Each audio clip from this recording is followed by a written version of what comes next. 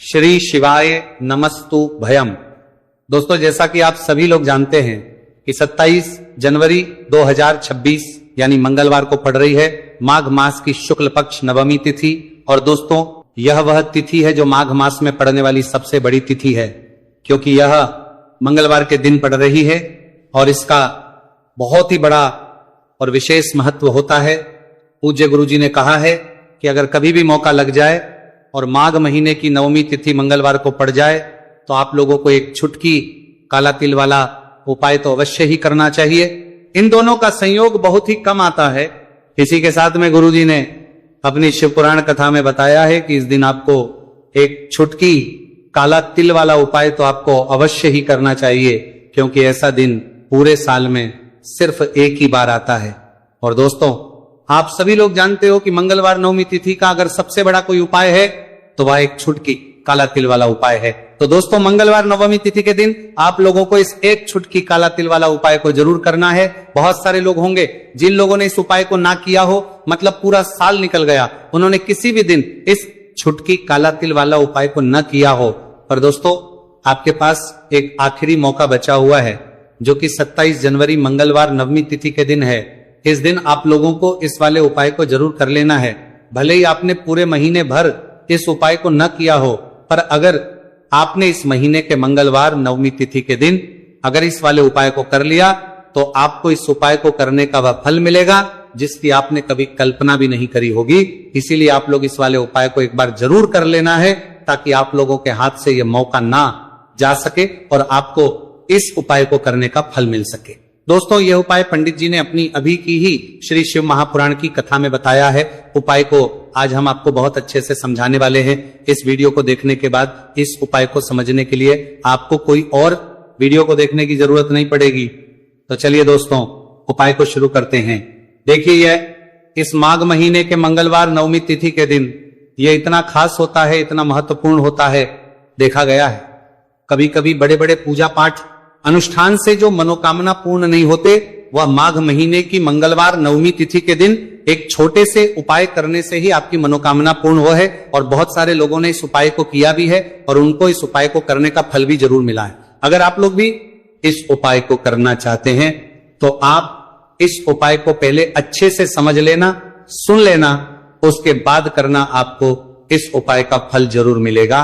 और इस उपाय को कर लेने से आपके घर में चाहे किसी भी प्रकार की दुहक और समस्या क्यों ना चल रही हो, आपको उसका कारण भी नहीं पता है कि भाई यह समस्या किस कारण से चल रही, उसका कुछ भी कारण हो सकता है, जैसे पितृ दोष हो सकता है या किसी भी तरह का मंगल दोष भी हो सकता है। तो इस दिन आप लोगों को यह वाला उपाय कर लेना है। ये एक ऐसा उपाय है जिस उपाय को अगर किसी विशेष दिन पर किया जाए तो भाई उस विशेष दिन का जो है वो तो हमें मिलता ही मिलता है, पर हमने उस दिन पर इस उपाय को किया है तो हमें उससे भी बड़ा फल मिलता है, और फल बहुत जल्दी मिलता है, क्योंकि आप इस उपाय को बहुत ही बड़े और विशेष दिन पर रहे हो। तो चलिए अब उपाय के बारे में बात करते हैं, लेकिन उससे पहले आप लोगों को यह जानना आवश्यक है कि आखिर यह उपाय किस समय करना है, किसको करना है और कैसे करना है।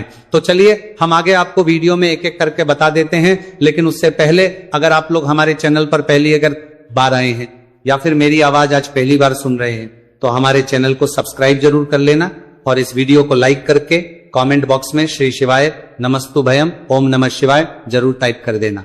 तो दोस्तों, इस एक छुटकी काला तिल वाला उपाय को हमें इस मंगलवार नवमी तिथि के दिन कैसे करना है, किसको करना है, किस समय करना है और कहां पर करना है, ये सारे सवालों के जवाब आपको इस वीडियो में मिल जाएंगे। और जो ये वीडियो देखेगा भाई, उसको एक छुटकी काला तिल वाला उपाय जरूर करना चाहिए, क्योंकि इस दिन काला तिल का भी बहुत ही बड़ा और विशेष महत्व होता है। और बात आ जाए एक छुटकी काला तिल वाला उपाय की, तो यह सोने पे सुहागा वाली बात हो जाती है और ये एक बहुत ही बड़ा उपाय हो जाता है इस मंगलवार नवमी तिथि का। तो अब दोस्तों, इस एक छुटकी काला तिल वाला उपाय को आखिर करना किसको है, सबसे पहले हम लोग वो बात जान लेते हैं। तो देखो, घर की जो बड़ी माताएं बहनें होती हैं, उन माताओं बहनों में से कोई भी एक बड़ी माता बहन इस वाले उपाय को कर सकती है। और दोस्तों, अगर आप तो अपने घर में से सभी सदस्यों को भी इस उपाय को करवा सकते हैं। अगर किसी व्यक्ति की खुद की कोई मनोकामना है खुद की कोई दुख और परेशानी है जो कि वह अपने लिए ही करना चाहता है इस वाले उपाय को, तो वह खुद अपने लिए भी कर सकता है। बाकी अगर कोई घर में से ऐसा है जो कि अपने पूरे घर परिवार की सुख और शांति के लिए यह वाला उपाय करना चाहता है तो भाई वो भी कर सकता है, उसमें भी कोई दिक्कत वाली बात नहीं है। कहने का मतलब है कि इस उपाय को हर एक सदस्य भी कर सकता है और पूरे घर परिवार के सदस्य के लिए घर की बड़ी माताओं बहनों में से कोई एक माता बहन भी कर सकती है। माताएं बहनें अगर घर में उपस्थित ना हो या वह यह वाला उपाय ना कर पा रही हो तो फिर घर का कोई बड़ा सदस्य भी इस एक छुटकी काला तिल वाला उपाय को कर सकता है, चाहे फिर वो पुरुष ही क्यों ना हो, उसमें कोई भी दिक्कत वाली बात नहीं है। उसके बाद में दोस्तों जो अगला प्रश्न निकल आता है वो यह आता है इस उपाय को लेकर कि आखिर इस उपाय को हमें किस समय करना है, सुबह के समय करना है कि शाम के समय करना है। तो देखो इस वाले उपाय को आप लोग सुबह के समय भी कर सकते हो और शाम के समय प्रदोष काल में भी कर सकते हो।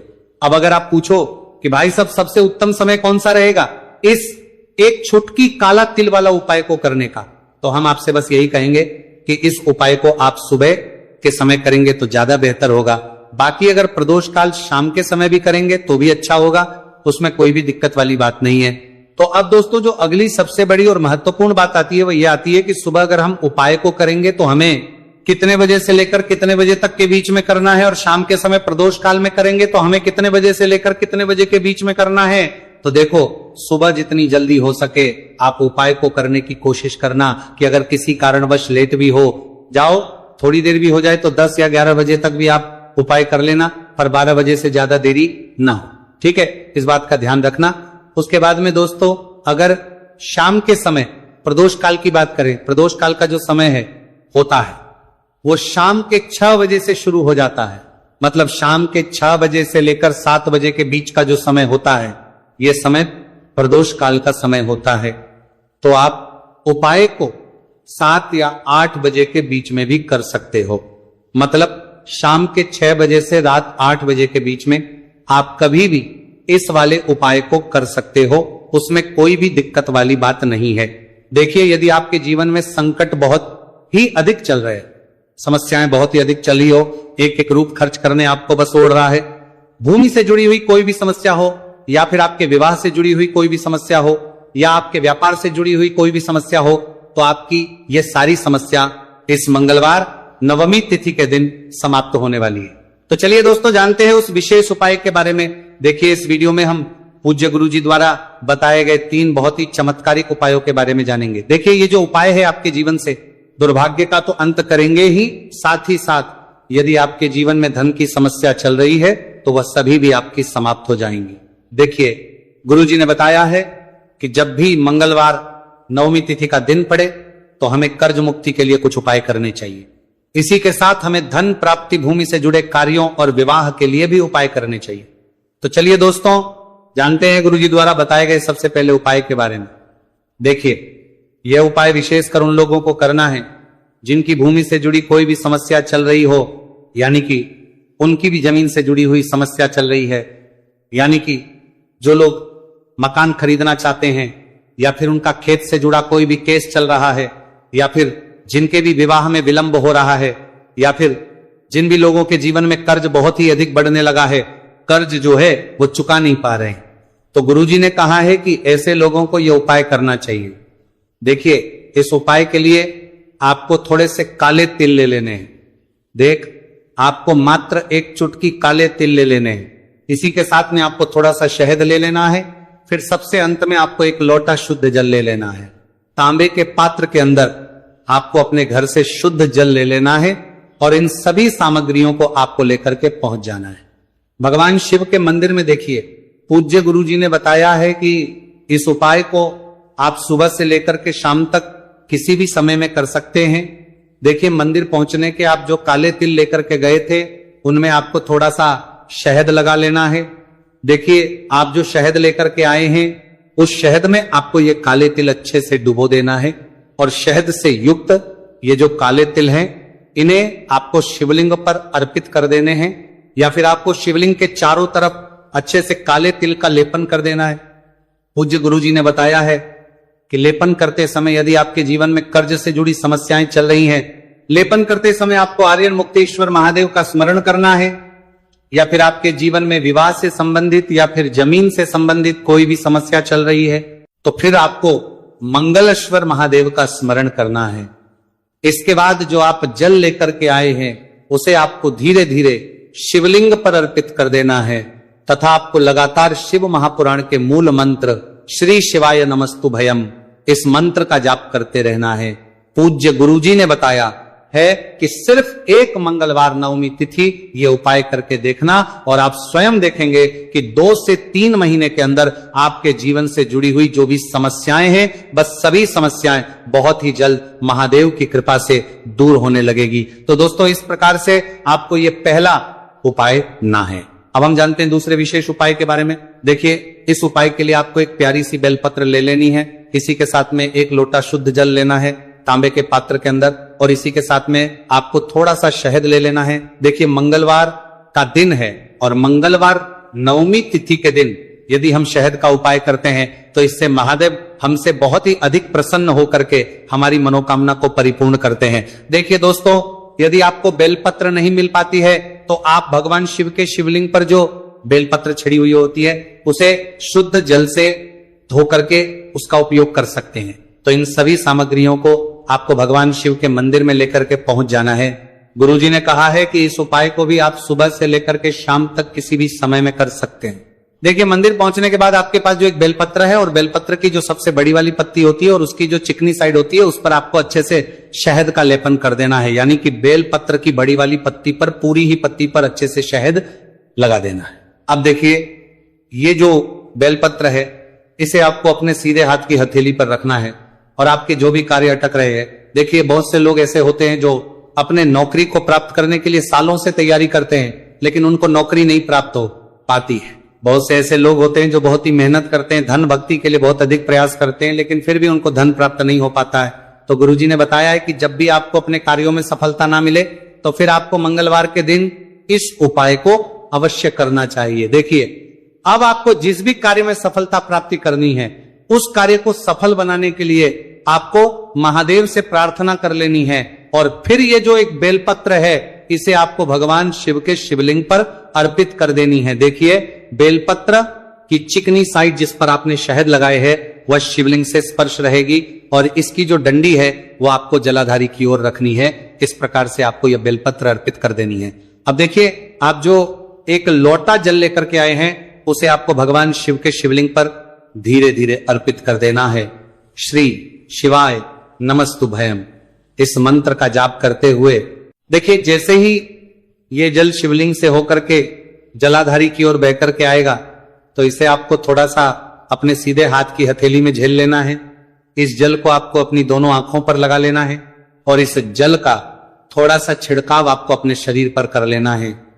पूज्य गुरुजी ने बताया है कि जब भी हम मंगलवार के दिन शहद वाली बेलपत्र शिवलिंग पर अर्पित करते हैं तो इससे हमें महादेव हर कार्य में सफलता प्राप्त करवाते हैं।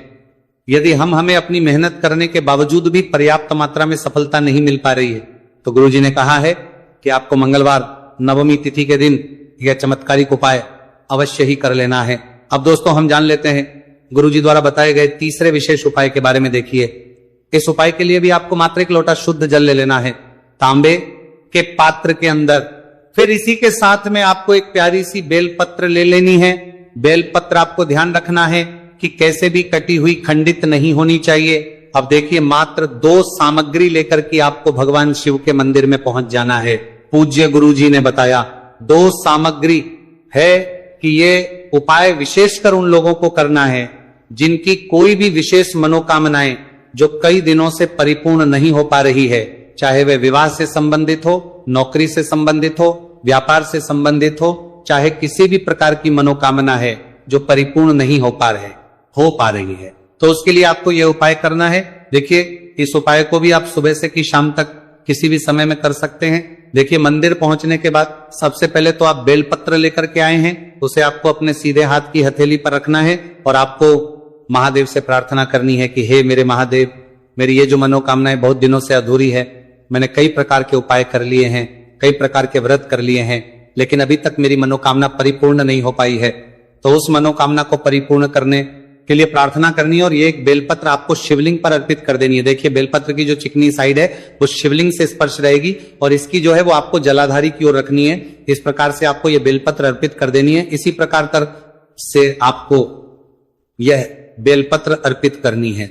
अब देखिए आप जो एक लोटा शुद्ध जल लेकर के आए हैं इसे आपको धीरे धीरे शिवलिंग पर अर्पित कर देना है। इस मंत्र का जाप करते हुए देखिए जल अर्पित करते हुए आपको कम से कम 11 बार श्री शिवाय नमस्तु भयम या फिर ओम नमः शिवाय इस मंत्र का जाप कर लेना है।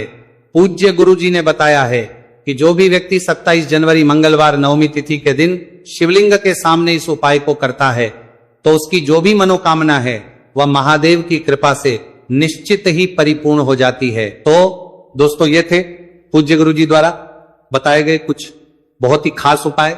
अगर आपको जानकारी अच्छी लगी हो तो वीडियो लाइक करिएगा। मिलते हैं फिर एक नए वीडियो के साथ।